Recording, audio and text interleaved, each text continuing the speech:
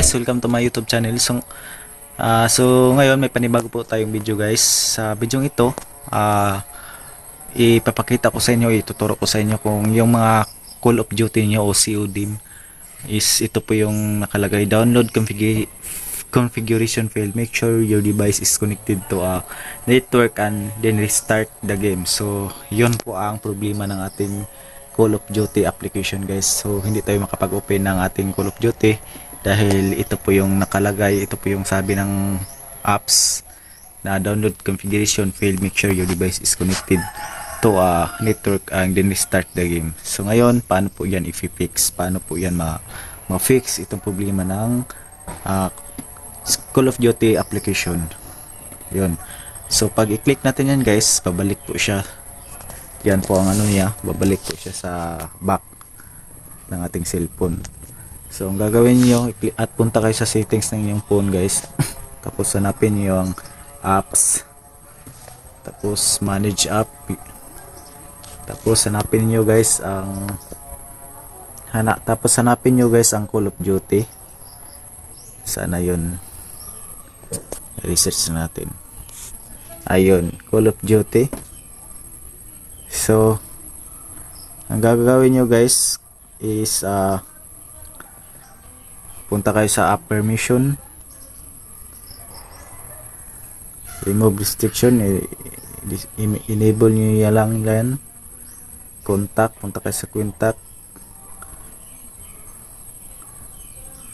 don't allow, microphone, don't allow, nearby device, allow. So media file, allow lang yan.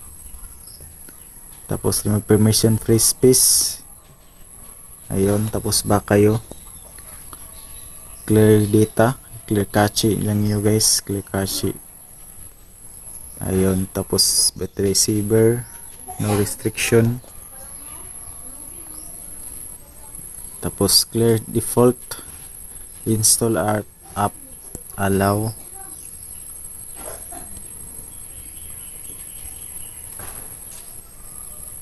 Hintayin nyo yan guys.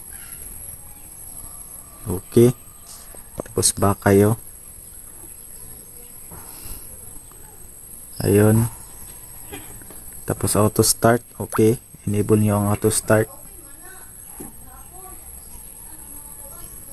Clear all data.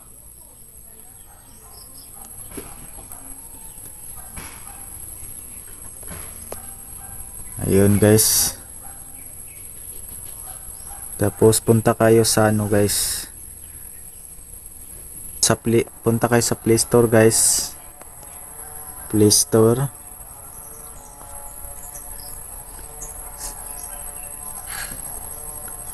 search niyo ang Call of Duty.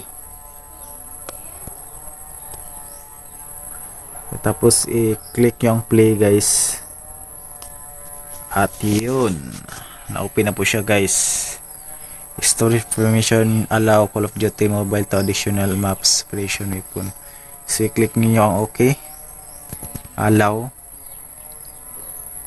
At yun, tingnan natin kung ma-open na po ba yung Call of Duty natin guys.